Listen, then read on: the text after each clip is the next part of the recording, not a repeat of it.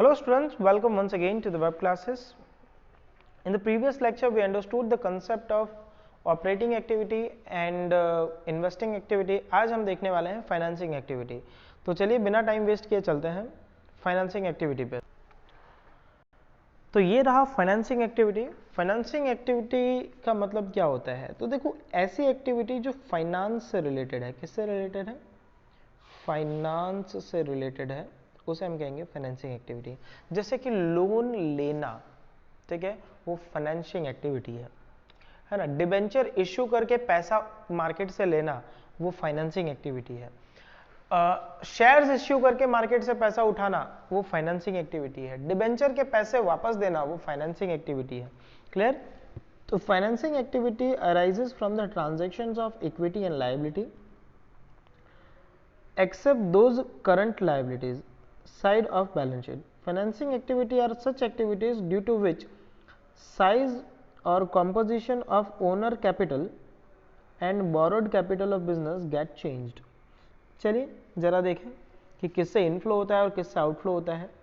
तो ये जो लेफ्ट हैंड साइड पे दिया हुआ ये इनफ्लो दिया है और राइट हैंड साइड पे जो है वो कैश आउटफ्लो है. तो शेयर इशू करोगे तो पैसा आएगा, प्रेफरेंस शेयर इशू करोगे तो भी पैसा आएगा, डिबेंचर इशू करोगे तो भी पैसा आएगा, लोन लोगे तो भी पैसा आएगा, और अगर बैंक ओवरड्राफ्ट आपका इंक्रीज हो जाता है तो भी पैसा आएगा. तो ये हो गए इनफ्लो. आउटफ्लो मतलब क्या? पैसा जाएगा कब कब? तो बाईबैक ऑफ शेयर, अगर आप शेयर मार्केट से बाईबैक करो तो. रिडम्पशन ऑफ प्रेफरेंस शेयर के पैसे वापस दो तब पैसा जाएगा. रिडम्पशन ऑफ डिबेंचर, रिडम्पशन मतलब वापस देना है, तो अगर डिबेंचर के पैसे वापस दें तब भी पैसा जाएगा. रिडम्पशन ऑफ लोन तो भी पैसा जाएगा. डिविडेंड रीपेमेंट, डिविडेंड पेमेंट, अगर आप डिविडेंड पे करोगे तो कंपनी का पैसा जाएगा, है ना. तो वो हो गया financing activity outflow. Reduction in the bank overdraft, पैसा जाएगा. इंटरेस्ट पेड ऑन डेप्ट, जो अगर आपने लोन लिया है उसका अगर आप इंटरेस्ट पे करते हो तो फाइनेंसिंग एक्टिविटी होगी. क्लियर है? आगे चले. इलस्ट्रेशन 3 क्या कह रहा है? So from the following transaction of Naina company, identify financing activity. Also state whether the respective activity is cash flow or cash outflow. देखो, रिडम्पशन ऑफ प्रेफरेंस शेयर के पैसे वापस दिए गए तो फाइनेंसिंग एक्टिविटी कैश आउटफ्लो, पैसा गया. Issue of debenture तो पैसा आया, financing activity inflow. Payment of dividend pay करेंगे, पैसा गया, financing activity outflow. Loan borrowed for 3 year, loan अगर लोगे तो पैसा आएगा, financing activity inflow. Sale of machine जो है वो होता है इन्वेस्टिंग एक्टिविटी कैश इनफ्लो, है ना. ओके. वेजेस पेड होता है operating activity. Commission received operating activity. Interest received on investment है तो इन्वेस्टिंग एक्टिविटी. बोलो क्लियर है इतना? तो इसका एक्सप्लेनेशन आप देख लेना और रीड कर लेना. आगे स्पेशल एक्टिविटीज क्या होते हैं? स्पेशल एक्टिविटीज जिस ट्रांजेक्शन होता है एक है लेकिन दो अलग अलग एक्टिविटी में उसके इफेक्ट आते हैं. जैसे कि 2 types of payment are included in each installment of hire purchase. Payment toward principal amount and interest amount. जैसे कि कभी भी लोन लिया हो तो आप EMI पे करते हो तो कुछ पैसा प्रिंसिपल अमाउंट में जमा होता है और बाकी का इंटरेस्ट पे होता है. So payment toward principal amount जो है it is an investing activity. Value of asset is increased, investing activity of cash outflow. बोलो समझ में आ रहा है? अगर आप प्रिंसिपल अमाउंट पे कर रहे हो क्योंकि कुछ खरीदा था आपने, है ना, EMI पे, तो एसेट इंक्रीज होता जाएगा आपका और पैसा जाएगा. Interest payment, so in return of liability, this is a financing activity. Financing activity में क्या जाएगा? ये कैश आउट फ्लो में. क्लियर है? Cash transaction but no inflow और नो आउटफ्लो. जैसे कि कैश जो है बैंक में जमा कराओगे तो उसका ना आउटफ्लो हुआ ना इनफ्लो हुआ. क्यों? कैश कम हुआ तो अदर हैंड में बैंक बैलेंस इंक्रीज हो गया. इसी तरह से cash withdrawn from bank, neither inflow nor outflow. बोलो क्लियर है? आगे अगर रीड करें क्या लिखा हुआ है, cash balance and bank balance are shown at the same place in cash flow statement, it is known as cash and cash equivalent, this transaction has relation with cash but does not influence cash and cash equivalent. Clear कि मतलब cash अगर decrease होकर के bank में जा रहा है तो कोई फर्क नहीं पड़ेगा, बैंक से पैसे उठा रहे हो तो भी कोई फर्क नहीं पड़ेगा। नॉन कैश ट्रांजैक्शन, देखो नॉन कैश ट्रांजैक्शन होते हैं जो जिससे कैश जाता नहीं है, इसलिए हम उसे ऐड कर देते हैं या ऐड कर देते हैं। ठीक है, देखिए many transaction of business are not done in cash form, thus during the preparation of cash flow these transactions are not considered as cash flow like depreciation। तो depreciation सिर्फ लिखा जाता है, किसी को पैसे नहीं देने होते। on tangible amount amortize on intangible assets, issue of equity share and debenture without cash consideration, पैसा लिए बिना अगर इश्यू करते हो तो, समझ में आ रहा है।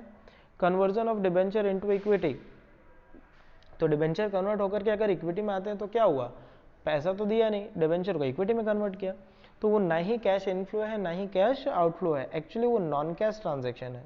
आगे cash following transaction of Bharatiya company classified into operating, investing and financing activity. देखो issue of equity share financing activity, redemption of preference share financing activity, long term loan from bank financing activity, cash balance ये जाएगा cash and cash equivalent में, ये ना ही financing है ना ही investing है ना ही ऑपरेटिंग है। Bank balance same goes with bank balance, quick saleable short term security ये भी कैश एंड कैश इक्विवेलेंट, तो ये सारी चीज़ें कैश एंड कैश इक्विवेलेंट मानी जाती है।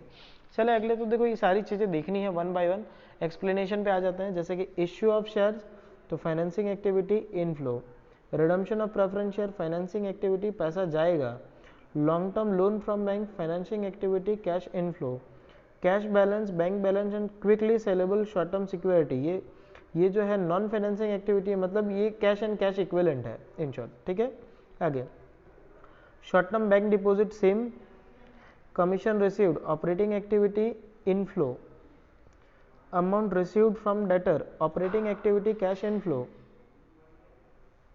आगे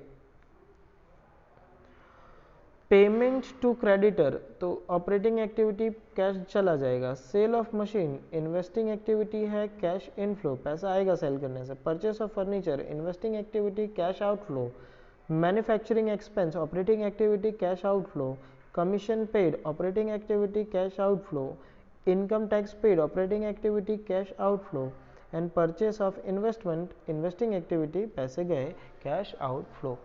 सो hopefully it is clear to you. ठीक है, इसी तरह से आगे दिया हुआ है, ये आपको बस रीड करना है और बस ये पता लगाना है कि वो कौन सी एक्टिविटीज़ हैं, वो कैश इनफ्लो है या आउटफ्लो है। मेरे ख्याल से आप ये कर लोगे।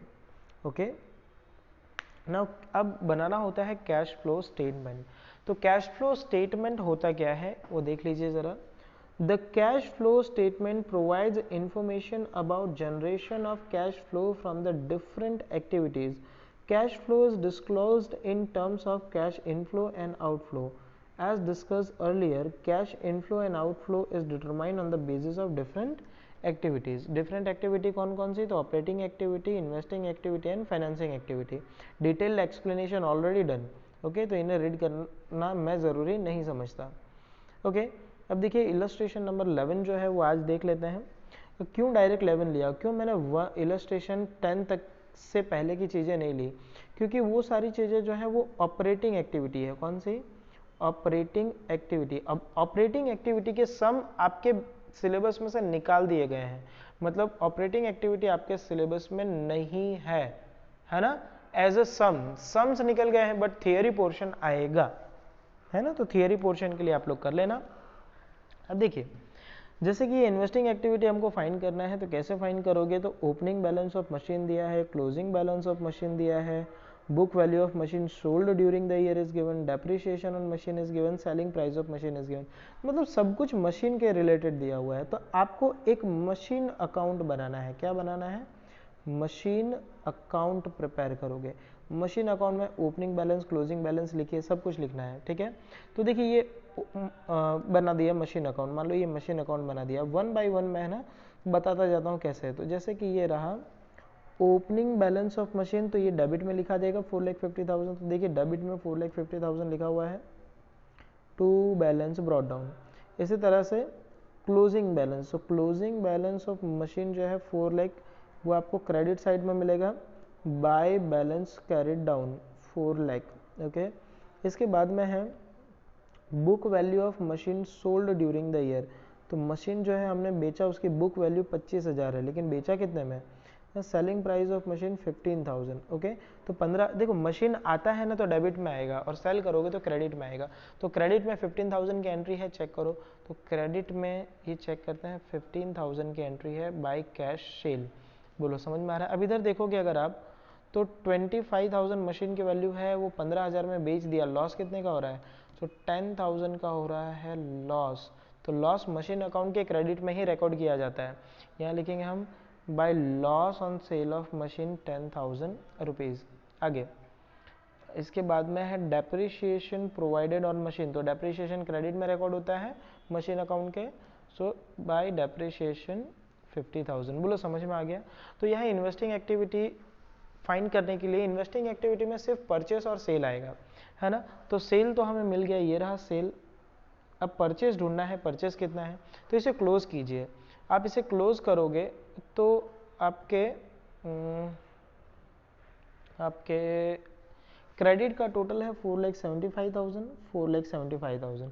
इस 475 में से 4,50,000 माइनस कर दीजिए, माइनस करोगे तो आपका जो बैलेंस है वो बचता है 25,000। ये 25,000 कहाँ से आया, तो ये बढ़ गया ना, मशीन इंक्रीज हो गया, डेबिट में आया, तो इसका मतलब हुआ टू कैश, इसका मतलब हुआ ये परचेस है। क्या है, परचेस है। तो यहाँ इन्वेस्टिंग एक्टिविटी दो ही है, कौन कौन सी इन्वेस्टिंग एक्टिविटी है, तो एक तो ये जो सेल है ना, सॉरी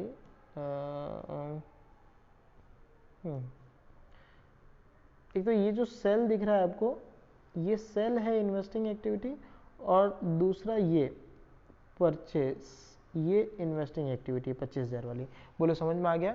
तो ये 25,000 का आपने परचेस किया है तो पैसा गया, और ये 15,000 का सेल किया है तो आया। क्लियर, तो ये पॉजिटिव होगा और ये नेगेटिव होगा। तो देखिए इन्वेस्टिंग एक्टिविटी आप यहाँ देख सकते हो, इन्वेस्टिंग एक्टिविटी देखो, सेल ऑफ मशीन पॉजिटिव पैसे आए, परचेस ऑफ मशीन नेगेटिव पैसे गए, प्लस माइनस किया तो नेगेटिव 10,000, इसे कहेंगे cash outflow from investing activity. So hopefully ये समझ में आ गया होगा।